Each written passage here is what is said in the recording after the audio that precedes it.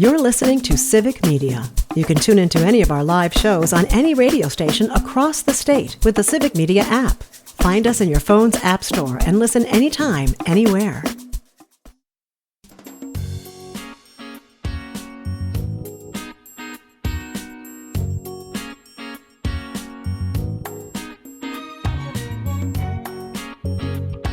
Live across Wisconsin on Civic Media, you're listening to Mornings with Pat Kreitlow, powered by Up North News. Now, from our Lake Wissota studio, here is the founding editor of Up North News, Pat Kreitlow. Hey, good morning. It's 7:06. Welcome back. Nice to have you here up north on a Wednesday morning, September 24th, 2025. Parker Olson producing things down in Madison, and meteorologist Brittany Merlot standing by as well. Coming up, we will have the State Superintendent of Public Instruction, Dr. Jill Underly, joining us for our weekly homeroom segment. She recently gave her annual State of Education address at the state capitol, and we'll be talking to us more about that in our next half hour. And we have Brittany's forecast coming as well. But as you know, this week we've brought back one of our text to win contests. It is time for today's first round of the Go for the Green and Gold text to win contest. Yes, green and gold. You'll get cash and jewelry for the prize of the day. Of course, you need the Civic Media app. Look up a station, use the text button. For the 7 a.m. hour here, once I give you the word, you will have until 8 a.m. to text it. There will be 7 chances throughout the day, each with different keywords. So 7 chances to enter each day. Of all of the day's entries in this multi-state, multi-station game, one lucky winner is going to get $200 cash and a gold-plated chain. And then one really lucky winner for the whole enchilada will get the grand prize, 2 club-level indoor seats to see Green Bay versus Minnesota play some football. It's a Green Bay home game on November 23rd. There's a gas card to get you to the game as well. Total value of the grand prize package is more than $1,500. Now, the first time you enter, you are likely going to get a return message giving you a way to earn another entry linked to a specific activity like signing up for a newsletter. Winners will be contacted by Civic Media within 5 business days, first by text message. Full contest rules at the Civic Media website, civicmedia.us. All right, if you got all that, then I can give you the new keyword for this hour until 8 o'clock. The word is morning, like morning of the day, M-O-R-N-I-N-G, morning, M-O-R-N-I-N-G. You get till 8 o'clock to text that, and then you've got another chance in the 9 a.m. hour with Jane and Greg for Matt and Air on Air, and then throughout the day for the Go for the Green and Gold text to win contest. Again, the keyword is morning. All right, Brittany's here now, and we have another foggy morning here on Lake Wissota. A lot of what the advisories were, just basically the northwestern portion of Wisconsin, right, Brittany? Yeah, it pretty much goes from Winona, Eau Claire, all the way up towards Hurley, and then everything north and west of that line, you're in the dense fog advisory, but there's still fog creeping into places northeast as well. So Minocqua, Eagle River, you're still seeing that. But it is pretty thick, especially north and west. Huh, Pat? Yeah, You can see far? it is. I mean, I can't take the pontoon out right now. I just couldn't see Couldn't. where I'd end up on the golf course across the way. So That would be eerie. we need a little sunshine or something. What you got in store for us? I got a little bit as we go later on throughout the day. More and more will peak out. Further south in the state, though, you're going to have to wait maybe until tomorrow to see more sunshine. You do have a chance for some spotty sprinkles on occasion, but no heavy rain or anything like that. It would just be a sprinkle here or there.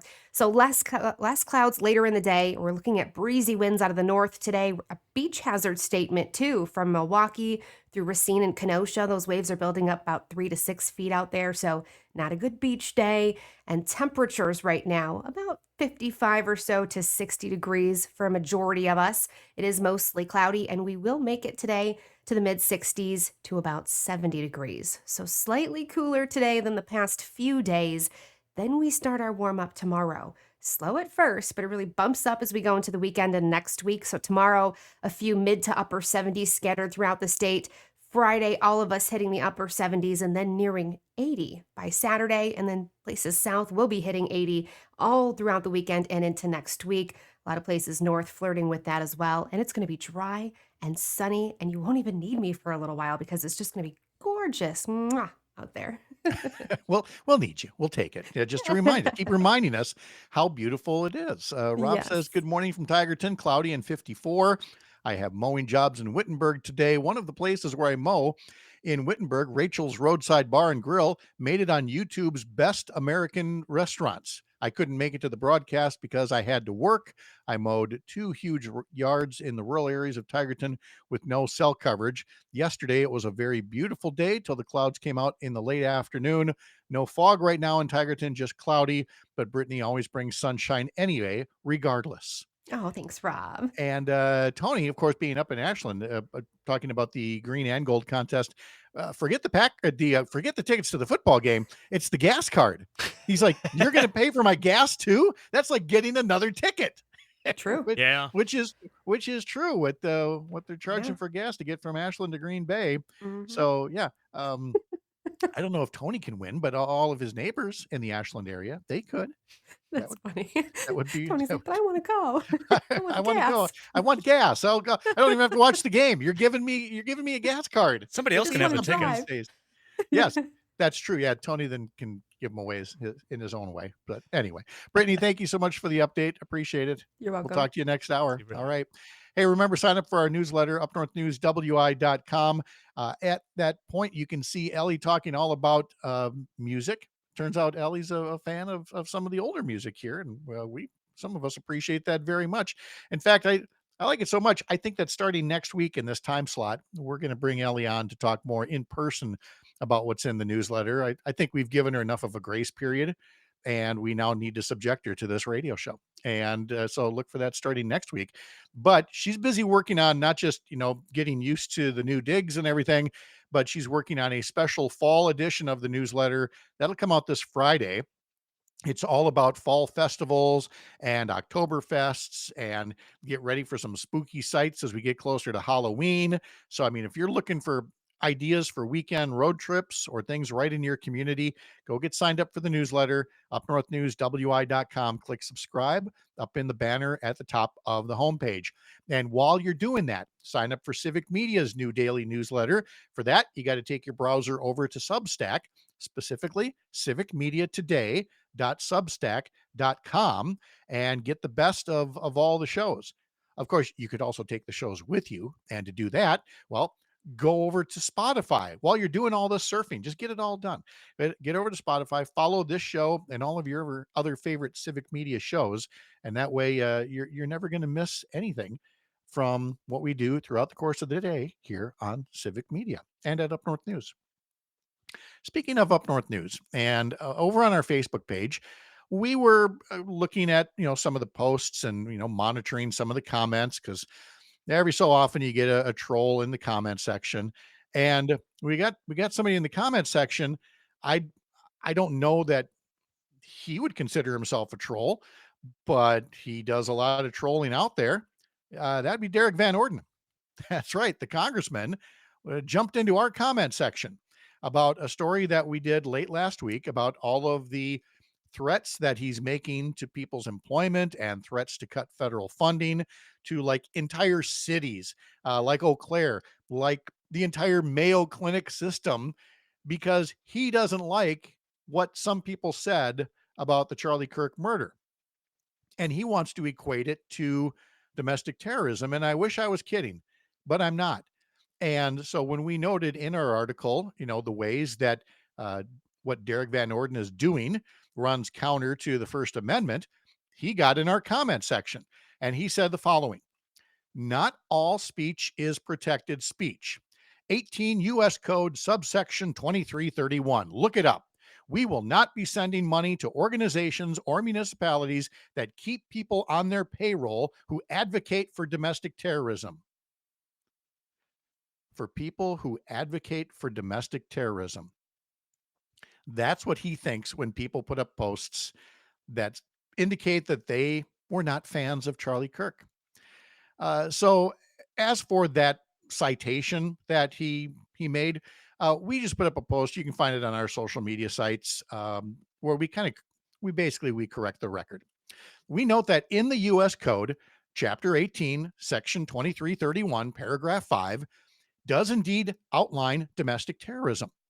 It covers activities that are dangerous to human life, or try to intimidate or coerce a civilian population, or influence the policy of a government by intimidation or coercion. We read it again, did not see anything in there about social media posts that make a congressman angry as somehow defining domestic terrorism. In fact, that law that Van Orden cites does not designate domestic terrorism as a crime. It defines domestic terrorism so that people can be charged with other crimes like murder and hate crimes and weapons violations. But by Derek Van Orden's logic, countless free speech posts seem to him to, quote, advocate for domestic terrorism and could be punished by the government. And so we ask people to get in the comment section and tell us, do you agree with him that when people were criticizing Charlie Kirk or simply echoing his words back, is that not protected speech? Because Derek Van Orden said, not all speech is protected speech. And he's right about that part of it. There is hate speech. There's the, yelling fire in a crowded theater type of speech as well. But posting on social media that you didn't like Charlie Kirk, and it leads to, perhaps 1,000 posts by now from Derek Van Orden. In fact, the Washington Post took note of it. They have a new article this morning, co-written in part by Patrick Marley, who was at the Journal Sentinel for a long time. And the Washington Post article focuses on a teacher in Ellsworth, Krista Lysecki, who was looking at the coverage about Charlie Kirk and grew exasperated because not enough was being made of the horribly racist and hateful things that he said. She tapped out a Facebook post about it, and it was where we actually first saw Derek Van Orden threatening to cut all funding to the city of Ellsworth unless this teacher was fired. Well, she has been suspended with pay, and she's waiting to find out if she will be fired or otherwise disciplined. And she told the Washington Post, people are upset that people wanted to silence Charlie Kirk, but they're not upset that I'm being silenced. I may not be proud of what I said, but it was my right to say it. And that is really what it comes down to. And it's the point Jimmy Kimmel was making yesterday as well when he came back on air, was that the First Amendment works to its utmost when it protects speech that you don't like, that you don't agree with. That doesn't make it domestic terrorism. That doesn't even make it hate speech. It's simply something that you didn't like, might make you outraged. But as long as you don't instigate violence or government threats as a result of it, then the First Amendment is doing what it's supposed to do. So Derek Van Orden can get as snooty as he wants with reporters, as he has. He can get as confrontational in comment sections. He can use all the cuss words that he wants, and he does. And he can cite a specific chapter, section, and paragraph of the U.S. Code about domestic terrorism. But he said, read it. Well, we did. It doesn't cover social media posts that make a congressman get his fee-fees all hurt. Still to come, we'll be talking to the State Superintendent of Public Instruction, Jill Underley. I'm Pat Kreitlow. This is the Civic Media Radio Network.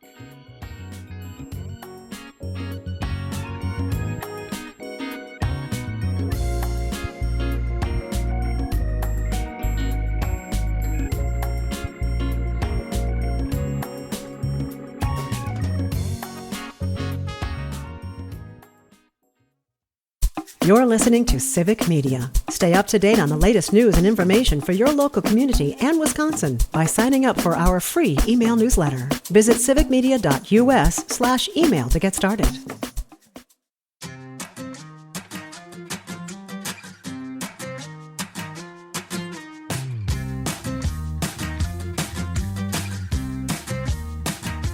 We are getting near the end of the regular season for the Milwaukee Brewers, but thankfully there will be some postseason action as well. But as for the regular season, well, there's a 3-game series starting in San Diego tonight. Then tomorrow night, Wednesday afternoon, a day off on Thursday, then a homestand against the Cincinnati Reds Friday, Saturday, Sunday. Then that does it for the regular season. Tonight's game against San Diego, the pregame coverage begins at 8:05 on several Civic Media stations. Head over to the website to learn more. And while you're there, check out again the details on the Go for the Green and Gold Text to Win contest, which we'll be doing in the 7 o'clock hour throughout this week and next week, where again, with that Civic Media app, you're going to text in a keyword and that'll get you entered for a big grand prize, tickets to see Green Bay versus Minnesota. It's a Green Bay home game, and you can get more details on the Go for the Green and Gold contest from Jane and Greg, part of Matt and Air on Air, coming up next here on the Civic Media Radio Network. The fall session of the legislature is getting going. We talked to State Senator Kelda Roys an hour ago. She's candidate for governor, and we talked about the package of education bills put forward by Democrats, the package of education bills put forward by Republicans. There's not a lot of common ground there.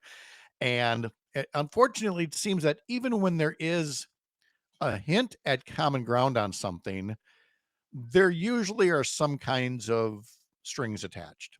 And that appears to be the case with a different package of bills that Republicans are saying they'll introduce this week to deal with our elections, specifically absentee ballot drop boxes. Now, keep in mind that absentee ballot drop boxes were used for years in Wisconsin with no issues and with the support from both parties. Republicans really liked it because in rural areas, places with older populations, it was a matter of convenience. Democrats liked them in urban areas. Again, people who might have had busy schedules or young families. Again, they could drop off their ballots as securely as when you drop your mail off in the mailbox. All right. They're fine. They work. When Donald Trump knew he was going to lose the 2020 election to Joe Biden, and the documentation is there months before the election, he started laying the groundwork toward trying to steal the election, or at least to circumvent it or to cast doubt on its integrity. And one of the things that he flailed at was absentee ballot drop boxes. And then in the wake, for reasons I can only log as, quote, a cult of personality, unquote, suddenly so many Republicans didn't like absentee ballot drop boxes either. And there were court challenges, and there were conservative justices who said, yes, these things, it's like we just discovered them and they're bad and we have to get rid of them. Well, thanks to voters in Wisconsin, the state Supreme Court was put into progressive hands, and progressive justices looked at that and said, what are we talking about here? They work, they're fine, let them be. Let's turn to another matter, and then I'll bring the two together, and that is the processing of absentee ballots.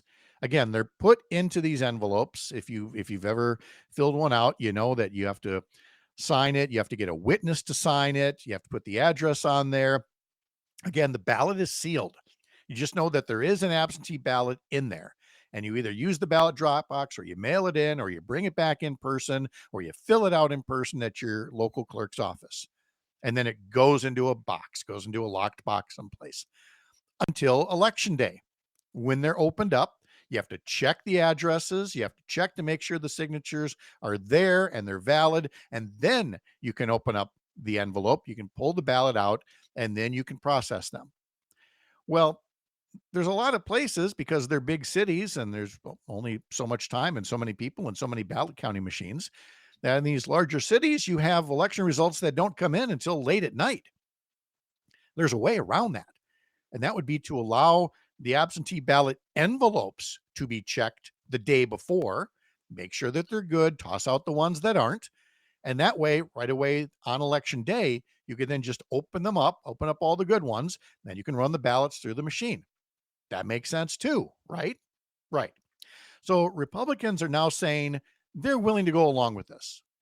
Well, that's nice of them. I mean, for the past couple of election cycles, we've known, Republicans and Democrats alike, that processing the absentee ballot envelopes the day before would be a good thing. And yet Republicans in the legislature have fought against that, have not supported it for only one reason, and it has nothing to do with security. It enables some of them to continue the talking point, basically the conspiracy theory that, well, if the ballots are taking so long to count and the results are coming in the middle of the night, there must be something shady going on in bad old Milwaukee or Madison or Green Bay or Racine or Kenosha. There must be something that we can't trust there. But they won't, of course, pass the bill that would allow the processing of the absentee ballot envelopes so that you wouldn't have that talking point. Well, now we come to Republicans saying that this week, here comes a new package of election bills, and it would allow for Monday processing of the absentee ballots. Well, thank goodness. And it would allow, for widespread use of absentee ballot drop boxes. Well, yeah, there should be. But of course, here come the strings. And there are definitely strings attached to this, as explained yesterday on Upfront by Republican Representative Scott Krug, who is vice chair of the Assembly Elections Committee.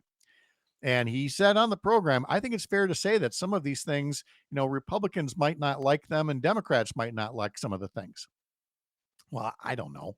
There's definitely things for most people to not like in terms of the strings that are attached, because we're now suddenly treating absentee ballot drop boxes like they're Fort Knox, just waiting to be robbed or something. Because in return for Republicans supporting the Monday processing of absentee ballot envelopes, the bills include security changes for the drop boxes, including 24-hour video surveillance that must be live streamed on a municipality's website. So in other words, these cash-strapped local governments, whether it's a little township or a big city that's already having a tough time meeting expenses because of cuts by the state legislature, would now have to put 24-hour video cameras on the drop boxes and then reconfigure your websites to live stream a picture of a drop box, which I'm sorry, you're begging for people to just go to these drop boxes and put on a little theater presentation because they know they have an audience there. It serves no other role whatsoever. But wait, there's more. The ballots, according to this bill, would also need to be transferred from the Dropbox to a storage facility only under the constant supervision of a law enforcement officer.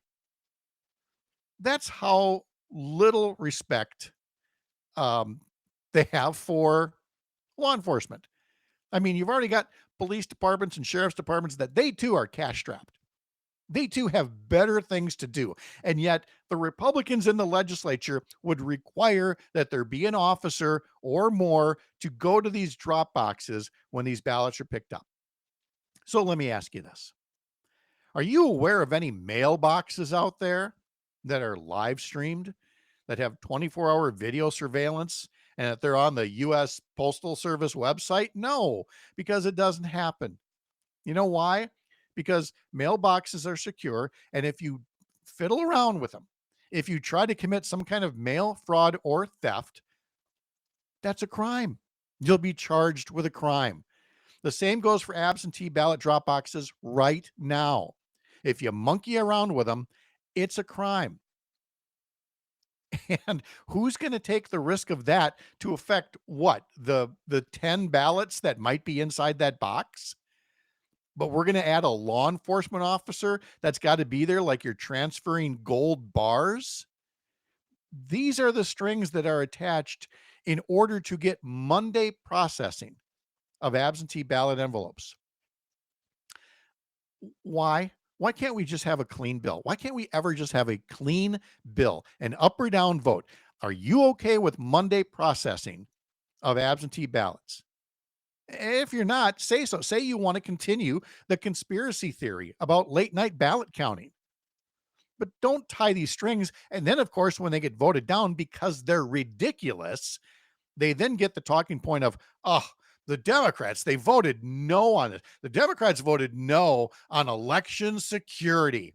Yeah, they voted no on armed guards. I mean, why didn't you just ask for an armored car to be there to carry the ballots in as well?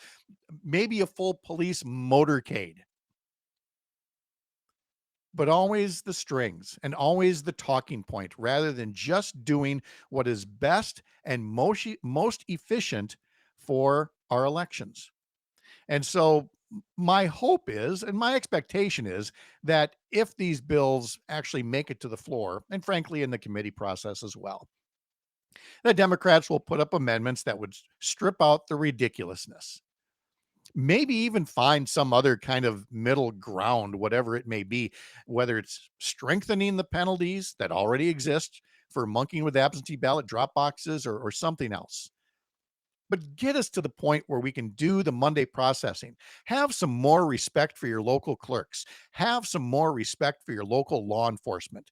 And stop making them engage in all of this performative politics so that you can continue talking points rather than having elections that just do what they already do here. They are safe, they are fair, they are efficient, and in the ways that they could be made better, just make them better and stop screwing around with them. Oh, but speaking of screws, how's that for a transition? The headline from the New York Times: Trump's tariffs are damaging America's biggest foreign source of screws. Taiwan has long been a top provider of screws to the United States, but the factories are struggling to survive because of Trump's tariffs on steel and aluminum. Most people know Taiwan as making all the semiconductors and other electronics. It's a lot of intricate work, but then there's that everyday, essential, almost invisible component of everyday objects, writes the New York Times: screws. But Taiwan screw makers are wondering how their businesses will survive over the next few months. And to what degree will China gain ground in the meantime? Because again, it's not like this is going to be creating American jobs. We're not opening up some kind of new markets for American screw makers. Okay. These are tiny things that are best made overseas more cost effectively, but now they won't be, along with everything else that is more expensive. Now think of the things that require lots and lots of screws. At Courier Newsroom, we've had a video series for a time. I'm not sure if the person still does it or not, but this would be a perfect episode for it, talking about the things that you don't normally see in politics, but are working against you, the ways that you're being nickeled and dimed. Instead, the name of the series is "You're Probably Getting Screwed." And in this case, it is quite literal. So again, a story in the New York Times, one of the many ways that a made up trade war is hurting rather than helping our economy. Some final news and notes from Lake Wissota and a preview of Matt and Air on Air with Jane Matt and Air coming up in just a bit. I'm Pat Kreitlow. This is the Civic Media Radio Network.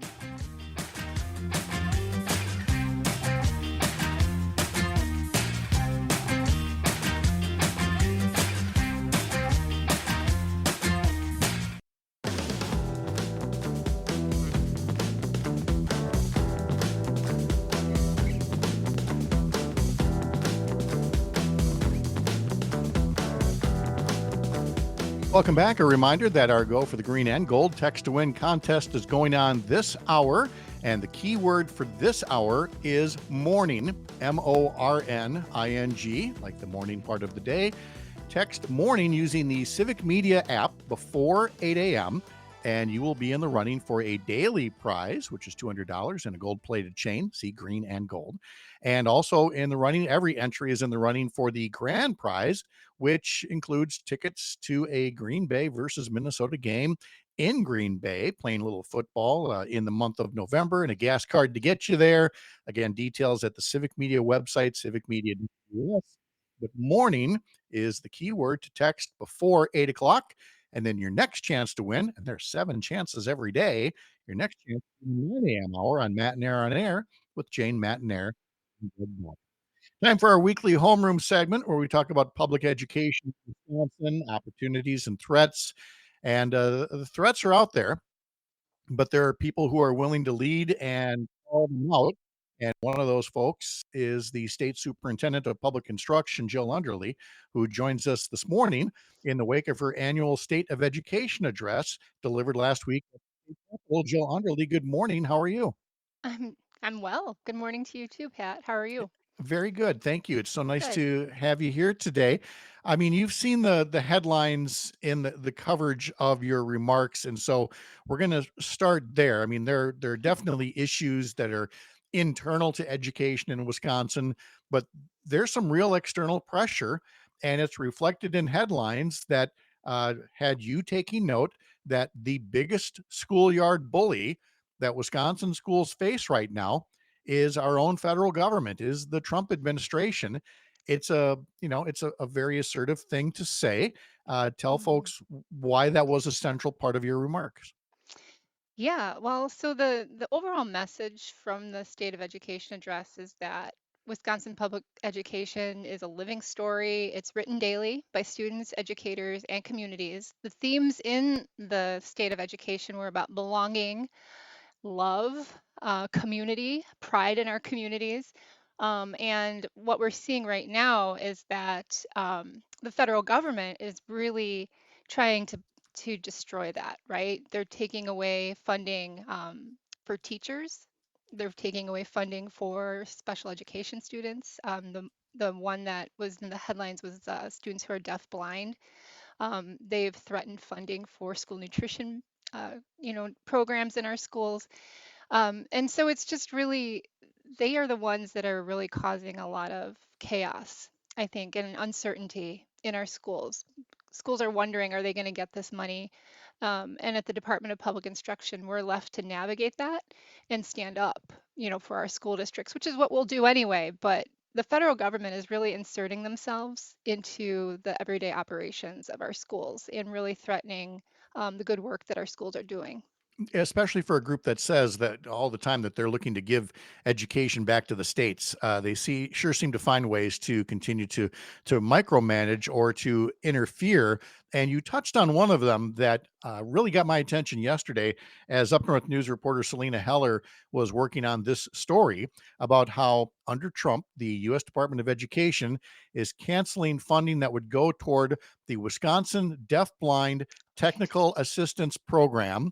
And why is it being endangered like this? Because it falls under Donald Trump's definition of DEI, that you're Right. singling out a group for help. In this case, children who are deaf and blind. Talk more about the program and its value, as well as the assertion that there's something divisive apparently about this. Well, and that's just it. It's just so arbitrary. I think, when they were going through these programs, they were just doing a find and search, in the grants for anything that mentioned diversity or inclusion or equity. And the deaf blind community, I mean, it's a very specific population, very vulnerable population, very specialized when it comes to instruction. And when you look at special needs or you look at the deafblind community, as an example. I mean, what we do in public education is we try to ensure that every every human has an opportunity to be included and belong in their communities. And so we provide specialized training. We provide, this grant money provides specialized instruction, but also training for the teachers, materials. I mean, Braille. So it's really just disheartening, and rather it's just cruel, to be honest, that they're just that they're doing this to our communities. I mean, they're just ripping things apart that we have spent time building and investing in over the years. Well, we've had politicians doing that at the state level for some time as well. We're talking to Jill Underly, Wisconsin Superintendent of Public Instruction, and you focused on that about pulling resources away from our public schools in order to Mhm.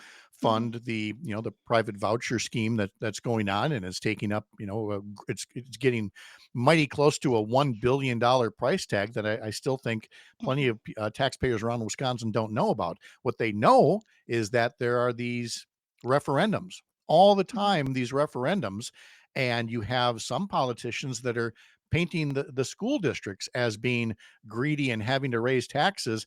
And it feels like you're the one connecting the dots, saying there's a reason for these referendums, and it's not any kind of selfishness on the part of your local school board.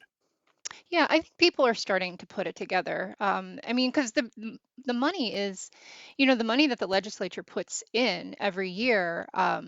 It is pie. I mean, if you want to think about it that way, it's just that the piece of the pie that goes to privatization just keeps getting larger. So therefore, even though the money might appear that the legislature is putting more money in every year, it's just that the portion that goes to our public school districts is getting smaller. And I do feel people are putting it together. I'm seeing a lot of signs of hope. Like for example, like in the Green Bay area, they were able to put it on their tax bills, how much money was going to private schools from their property tax. So I mean, I know people want this information on there, and my hope is that in the next few years, if the legislature is able to get more gains with more public school advocates in the legislature, that this will be on everybody's tax bill. It's just transparency is so important in government, and I do see some signs of hope there. As we talk about moving from the 30,000-foot level of federal funds and state funds into the classroom itself, current practices, technology, teaching Mhm. methods, everything else. When you look at that part of the state of education in Wisconsin, are there things there that need particular investment, that need more of a focus that than they've been getting these days, that where Wisconsin kids might risk falling behind if we're not funding, something to its proper level, or not keeping Sure. our teachers trained or anything like that? Where are those Yeah. opportunities? Yeah, I think it's all of the above. As you're probably aware, but maybe your listeners are not, we did undergo a strategic planning process over the past couple years, and we listened to people throughout Wisconsin about what they want in their public schools. And so we came up with four different pillars, and the one that I'll talk about right now, I mean, is the innovative education. We really need to start preparing kids for their future and not our past. I mean, when you think about how school is done, in many ways, it's still done the same way as it was 50 to 100 years ago. And so we really need to start looking at innovation. We need to look at how we're able to meet students where they are and where they're going to go. I mean, technology is moving so fast right now, and we need to expand, personalized learning and competency-based learning in our schools.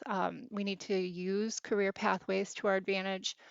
We need to improve access to learning opportunities and library resources, and our goal is to prepare kids for their future.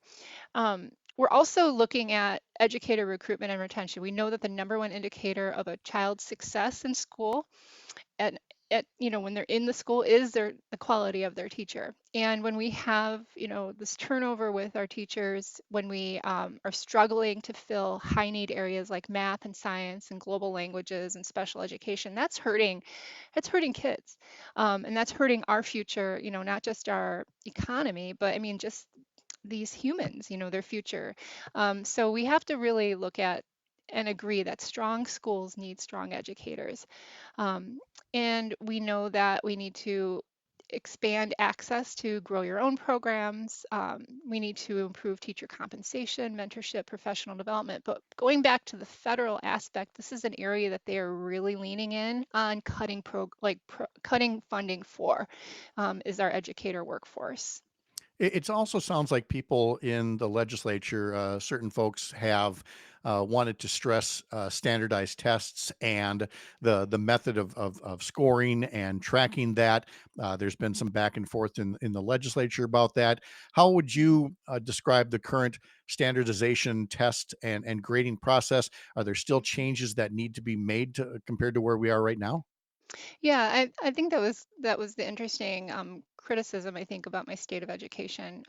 Is just that the speech was about belonging and community pride and the things that we need to do to make our schools stronger. And the opposition or the people who criticize it really are like, well, she's just lowering standards. The thing is, it's like the test is just a one point in time, and it's always undergoing review. When you look at our standards are updated every 7 years, and it's not the same ones every year. So it's like, math is done 1 year, literacy is another year, science is another year. And so it's like the test is constantly undergoing changes. And so you do have to update the metrics.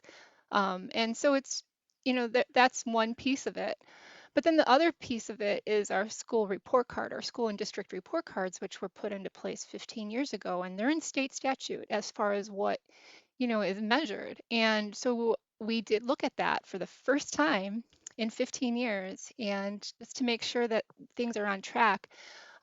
It's kind of like when your computer undergoes an update, it always seems like, oh, it's at the worst time, or your phone has to download an update. But that's what we did with the state and district report cards. It's like it was due to get an update and just make sure everything was aligned. Um, but again, it's just one piece of information. We've got lots of other indicators, of the health, I suppose, of our public schools. And finally, you were recently elected to a second 4-year term. There's going to be a change in the governor's office, one way or another, a brand new governor. We won't Right. know the makeup of the legislature, but with you being freshly elected, you're certainly positioned to be the most, I guess, fearless advocate is the right way. You've got the job security essentially. How do you see your role over the next 4 years, the public facing part of your role? Look, I have never shied away from saying what I need to say or what needs to be said when it comes to public schools. I mean, that's always been my, I guess just one of my characteristics, right? And so what I'm going to continue to do is just continue to advocate for public schools. I'm going to continue to advocate for the things that I know work. When we look at child development and we look at success academically, I mean, I talked about, teachers and them being the number one indicator for academic success, but there's a lot more that goes into it. School nutrition, making sure kids have access to mental health, but also health, medical health as well, and dental health too. And we also need to just continue to modernize our public education system. So I'm going to continue to speak out in favor of all of those. Dr. Jill Underly, we've run out of time, but it was so nice to hear all about the state of education. Thanks for joining us today. Thanks so much, Pat. All right. Much more in the 8 o'clock hour ahead of Mornings with Pat Kreitlow, powered by Up North News on the Civic Media Radio Network.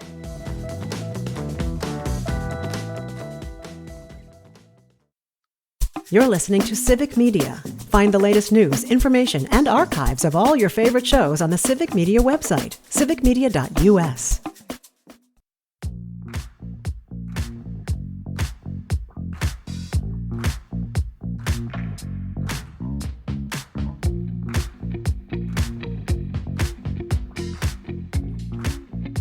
Hey, just a reminder, I sit here from 6 until 9 a.m. weekday mornings. You don't have to. We'd love to have you along for the full 3 hours, 5 days a week. If you can't, well, all the more reason to pod this little program. Head over to Spotify and follow our show, or do so at Apple, wherever you get your podcasts. And that way you never miss a guest, you never miss an update, you never miss a quip. And that includes topics like healthcare. And we're going to discuss that right now with our guest, Catherine Hempstead from the Robert Wood Johnson Foundation. We're going to talk about, you always hear us talking about, the Affordable Care Act and Obamacare kind of at this very overarching umbrella of healthcare, et cetera. We're going to get into kind of the nitty gritty of it. What is it that makes it more affordable? And why is that a bit of a political football lately as we talk about, the federal budget and things like that? Catherine Hempstead, good morning. Nice to have you here again. Hi, Pat. Good morning. Thanks for having me. Yeah, good to see you. And for telling us more, we're going to get into specifically these healthcare tax credits. It's tax credits that really kind of put the affordable in the Affordable Care Act. So why don't we kind of go back to when the earth cooled here and explain how these tax credits, how these subsidies, how they are essentially are the foundation of the Affordable Care Act. Yeah, sure. Thanks. That's a great question. The Affordable Care Act was designed to help fill a really important gap in our healthcare system, which was to provide affordable coverage to people who didn't get an offer from their employer, weren't old enough for Medicare, didn't have low enough income for Medicaid. So they sort of updated, improved, re-regulated the individual market and required insurers to accept everyone, no underwriting for medical conditions, rating only for age. And to make that actually work for people, to make the coverage be affordable, they also included this set of tax credits that were based on income. And it was an amazing accomplishment and filled a really important gap. But there was definitely the perception that the tax credits were not sufficient to make coverage as affordable as people wanted. So for example, when you reached 400% of the poverty level, which is only about $62,000 annual income for a person, so it's not a very high income, you actually would hit what people call the subsidy cliff. You wouldn't get any tax credit at all. So coverage was really unaffordable for people at that income level and over. And for people with really low income, there was also the perception that the tax credits were not really sufficient, and a lot of people were not taking the offer of coverage. So in 2021, they enhanced the tax credits. They made them more generous, and they also eliminated that subsidy cliff and just had a cap of a percent of income that you would be required to spend on premiums, so that that kind of smoothed that top part of the income distribution and made the coverage a lot more affordable for people at the lower end of the income distribution. And as a result, in every state in the country, enrollment really soared. Like, for example, in Wisconsin, you went from close to 200,000 people in 2020 to about 313,000 in 2025. So that's like a 50% bump up in your enrollment in the Affordable Care Act marketplace. And those kinds of results were seen all over the country, and enrollment in the marketplace soared to like 24 million. But the reason I'm on the show today and the reason we're talking about it is that those enhanced credits are set to expire at the end of this year unless Congress takes action. And, as you probably know, open enrollment is going to start soon for the 2026 plan year. And that plan year is going to reflect the end of those tax credits unless something happens. So you had those expiring, and then to add insult to injury, you had the massive cuts to Medicaid and other things that made life more affordable for Americans in the so-called Big Beautiful Bill. And now it comes time to pass a new federal budget for the new fiscal year. Republicans most likely need Democratic votes in order to pass that. And Democrats are saying, well, in return for our vote, here's some things that we would like to see restored or extended.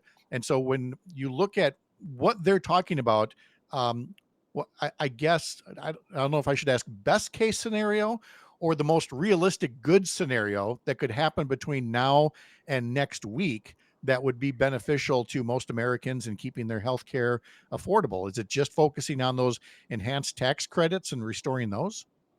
I think that's the most feasible thing that's on the table right now. You did mention some other like looming threats to coverage that are going to impact people in the Medicaid program, work requirements and some really important changes that affect how states are able to finance the program and pay providers. And there are, lots and lots of concerns about what those things are going to do to coverage. And in fact, CBO is estimated kind of all in, maybe 15 million Americans are going to become uninsured over the next 10 years, which is something like a 50% increase in the size of the uninsured population. So it's a massive assault on health insurance coverage, when you look at all the pieces. But I think the thing that is, closest to really, hitting the road and being enacted is this situation with the enhanced premium tax credits. And that's what people are trying to incorporate into budget discussions in Congress. And certainly there have been talks about a permanent extension. There've been talks about a 1-year extension. There've been talks about a 2-year extension. I mean, right now, unfortunately, the parties are not talking to each other at all, it seems. At least that's what the public face of it is. So it's very, very difficult to suss out what might be happening. Our guest is Catherine Hempstead from the Robert Wood Johnson Foundation, and we're talking about the enhanced tax credits that helped folks afford health insurance through the Affordable Care Act and them expiring or potentially being extended. And I like the point that you made that there's talk about making them permanent or maybe for another year or two. Obviously, what was approved in 2021 is expiring now. Why was it set up that way? Because, like in all things, politics is the art of the possible. And there were plenty of people in 2021 who figured that by 2025, they would see how many more people are being helped by those enhanced tax credits, how much more affordable health insurance has become for more Americans, and that they would then see that and want to make it permanent. Obviously, that's not what we're seeing proposed by the Trump administration or by congressional Republicans. But Catherine, there's no shortage of either anecdotes or mentions in news stories that there are individual Republican members of Congress who have indicated they would be open to extending or maybe even making permanent the enhanced tax credits because they understand the help. They also understand the harm going into an election year of saying that these credits were allowed to expire. But I'm wondering if you get the same sense that there are there are more than zero, individual Republicans in Congress who might be amenable to extending these healthcare tax credits and avoiding a shutdown next year. I think that's definitely right. And there have been a number of individual members who have said they're open to talking about it. There's been some proposals from Republicans, of maybe a 1 or a 2 year extension. So I think you're right. And the truth is that states that voted Republican are really, in general, as a rule, have disproportionately higher use of the ACA marketplace, especially some of the states that haven't expanded Medicaid, which I know is partially true in Wisconsin, but states like Texas and Florida are really dependent on the marketplace, and they're going to see massive disruptions in coverage loss if these tax credits go away. So I think there's a lot of concern in all members of Congress, but I think especially a lot of Republican members, that their constituents are going to experience really massive sticker shock when they start to see what they're going to be asked to pay for coverage. And, unfortunately, a lot of people are going to drop coverage, and that's going to create a spiral of bad consequences for individuals, for hospitals, healthcare providers, everybody. So I do agree with you that there is a lot of interest from some individual members, Republicans and certainly Democrats, in trying to come to an agreement. We were talking in the last hour about a New York Times article that cited Republicans who were pointing to the cost of all of these enhanced tax credits and citing that big price tag as a reason to oppose their renewal. But what was missing from there was the comparison, the contrast with what's the cost if suddenly all of those people can't afford their health insurance anymore, either have to pay a lot more and decide to drop it or just are no longer eligible. And I don't know that's a number you have at your fingertips. But again, I would imagine the cost of extending these tax credits probably pales in comparison to the long range cost of having that many more million Americans go back to being uninsured. Yeah, I think that's a great point. It's also worth noting that, this is the only tax credit that didn't get extended, So when you think about what was in the reconciliation bill, which included a lot of extensions of tax credits and then some really drastic cuts, historic cuts to the Medicaid program, and then you see this, it seems like there's a real concerted effort to undermine health insurance coverage in recent policy. And to your point, yes, it costs money to cover people, but it's also very costly when people aren't covered, because you see people neglect symptoms because they're terrified of having medical debt or not knowing what they might be asked to pay if they go into the hospital or clinic and they don't have coverage. So people neglect symptoms until they're much more serious. Then they show up in more expensive settings like emergency rooms. And unfortunately, sometimes it's too late for things to be treated. And there've been a lot of great studies of the health benefits of expanding coverage. And unfortunately, we we kind of know what's going to happen when you throw that process into reverse, which is something that I think we're really looking at in this country from a multiple set of sources.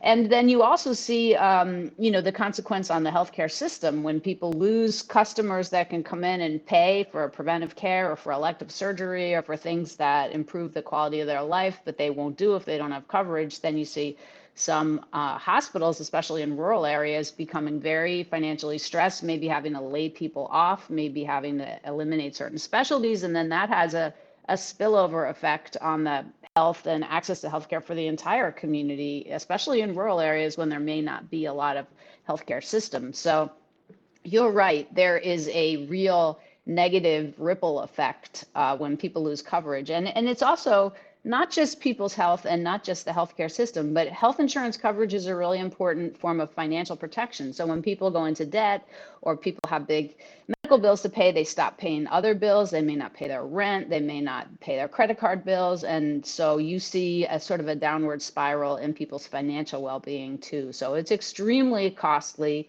to not cover people.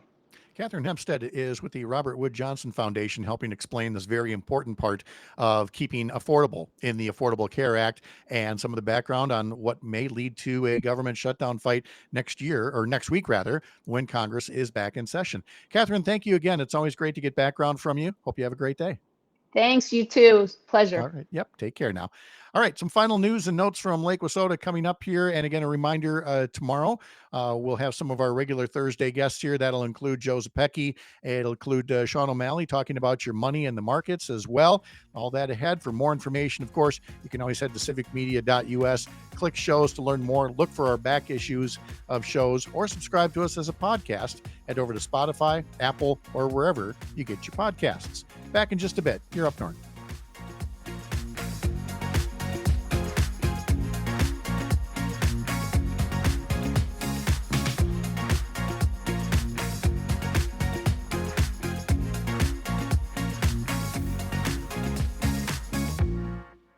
The national news cycle never stops, but it can be hard to find news about your local community. Civic Media is dedicated to providing quality local and state news coverage across Wisconsin. With the Civic Media app, you can get notifications about local stories that matter to you and your community. Find the free Civic Media app in your phone's app store and choose notifications from the menu to tell us what kind of news you want to hear about.